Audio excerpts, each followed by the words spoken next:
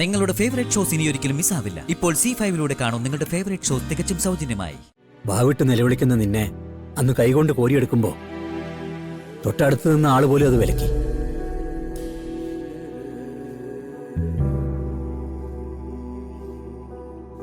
പിന്നെ അമ്മയും ബന്ധുക്കളും വിലക്കി.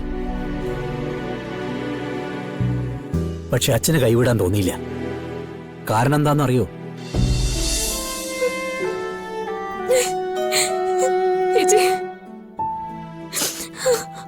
അവള് ശരിക്കും എന്നെ പോലെ തന്നെ.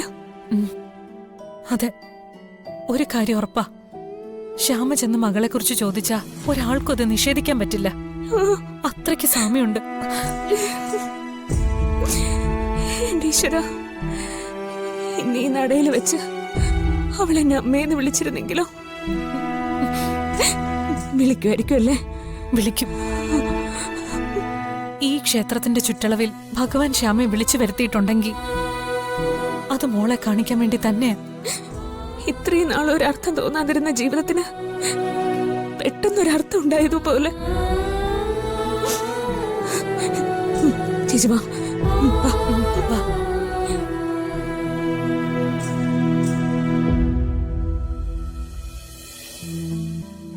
അച്ഛാ,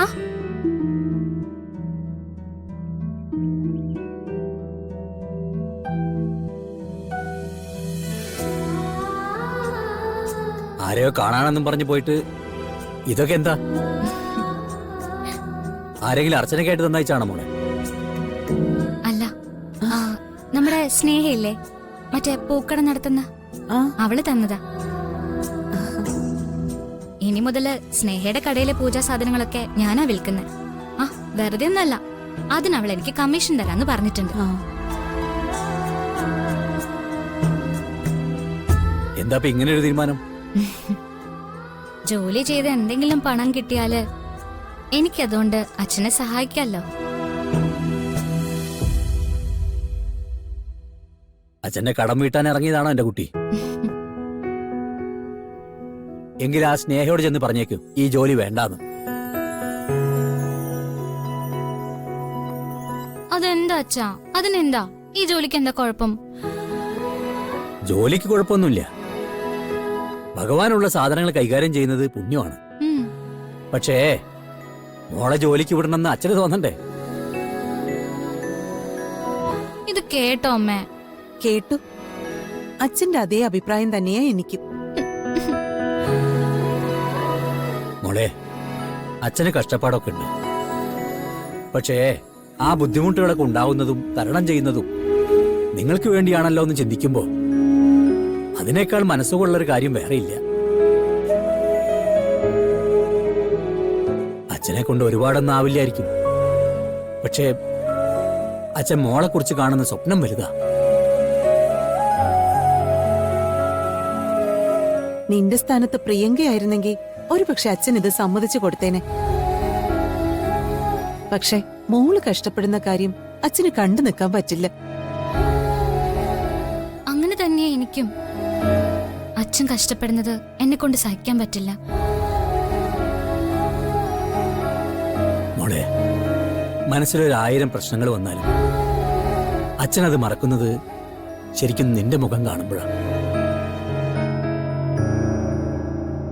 എന്റെ പ്രാണൻ എങ്ങനെയാ നിലനിൽക്കുന്നത് ആരെങ്കിലും എന്നോട് ചോദിച്ചാ ഒറ്റ ഉത്തരേ ഉള്ളൂ, നിന്റെ പേര്. അച്ഛാ, അച്ഛന് നിന്നെക്കുറിച്ച് അഭിമാനം മാത്രമേ ഉള്ളൂ. ഇപ്പൊ ഈ തീരുമാനം എടുത്തതിൽ പോലും. പക്ഷേ അച്ഛാ, അച്ഛൻ ഈ പറയുന്ന സ്നേഹമൊക്കെ ആത്മാർത്ഥമാണെങ്കില് ഒരു കുഞ്ഞു ജോലിയല്ലേ, അതങ്ങ് ചെയ്തോട്ടെന്ന് സമ്മതിച്ചൂടെ? കണ്ടോ ദേവേട്ട, പറഞ്ഞു പറഞ്ഞ് അവള് വിഷയം മാറ്റിയെടുക്കുന്നതുണ്ടോ? അമ്മ ഒന്നും മിണ്ടാതിരുന്നേ. പണ്ടാ പെൺകുട്ടികൾ ജോലി ചെയ്യണ്ട, കുടുംബത്തിന് വേണ്ടി കാശുണ്ടാക്കണ്ടെന്നൊക്കെ പറയുന്നേ. ഇപ്പൊ എന്തോരം കുട്ടികളാ ജോലിക്ക് പോകുന്നേ.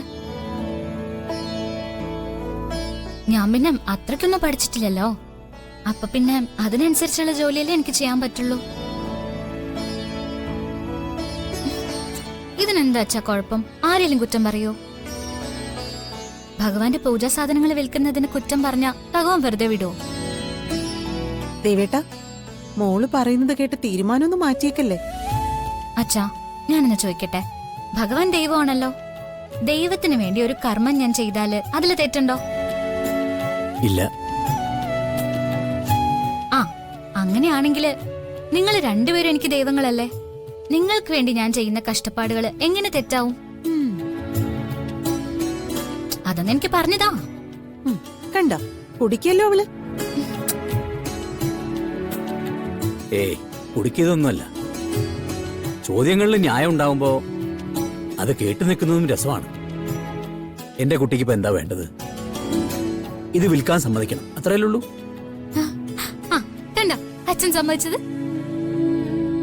അത് പിന്നെ എനിക്ക് അറിഞ്ഞൂടെ. എത്രയൊക്കെ നിർബന്ധം പറഞ്ഞാലും അച്ഛൻ അവസാനം വഴങ്ങുമെന്ന് എനിക്ക് ഉറപ്പാ. ഇങ്ങനൊരു അച്ഛനെയും മോളെയും കണ്ടിട്ടില്ലെന്നാ നാട്ടുകാര് പറയുന്നേ. ആളുകൾ അല്പം അസൂയോടെ പറയുന്നത് കേൾക്കുമ്പോ അഭിമാനാണ് ശോഭ. എനിക്കൊരൊറ്റ പ്രാർത്ഥനയുള്ളൂ, ജീവൻ അവസാനിക്കും വരെ ഇവളുടെ സ്നേഹം നമ്മുടെ കൂടെ വേണം. അതിനിടയ്ക്ക് ജീവൻ അവസാനിക്കുന്ന കാര്യം ആരെങ്കിലും പറഞ്ഞോ? ദേ അച്ഛ, എനിക്ക് നല്ല സങ്കടം വരുന്നുണ്ട് കേട്ടോ. വാവിട്ട് നിലവിളിക്കുന്ന നിന്നെ അന്ന് കൈകൊണ്ട് കോരിയെടുക്കുമ്പോ തൊട്ടടുത്ത് നിന്ന ആള് പോലും അത് വിലക്കി.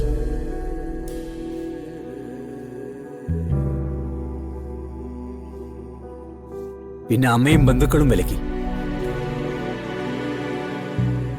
പക്ഷെ അച്ഛന് കൈവിടാൻ തോന്നിയില്ല. കാരണം എന്താണെന്നറിയോ? കാരണം നിന്നെയല്ല അച്ഛനെടുത്ത് വളർത്തിയത്. സ്നേഹം കൊണ്ടും പെരുമാറ്റം കൊണ്ടും അച്ഛനും അമ്മയായിട്ട് നീ ഞങ്ങളെ മാറ്റിയെടുക്കുകയായിരുന്നു.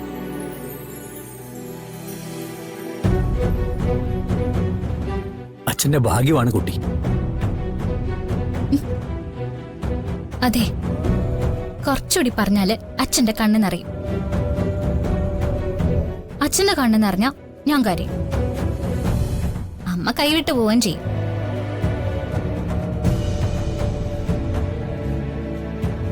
അതുകൊണ്ട് ചെയ്യാവുന്ന ഏറ്റവും നല്ല കാര്യം എന്താ? ഞാൻ ഇതുകൊണ്ട് വിറ്റിട്ട് വരാം. അച്ഛാ, ഒന്ന് അനുഗ്രഹിക്കച്ചാ.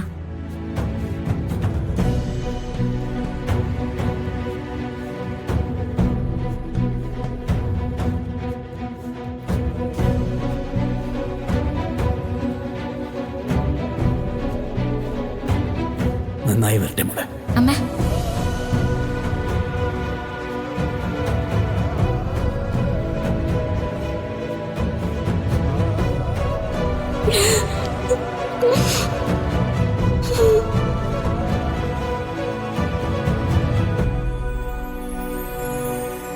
എന്നാ ഞാൻ പോയിട്ട് വരാം. പോയിട്ട് വാ.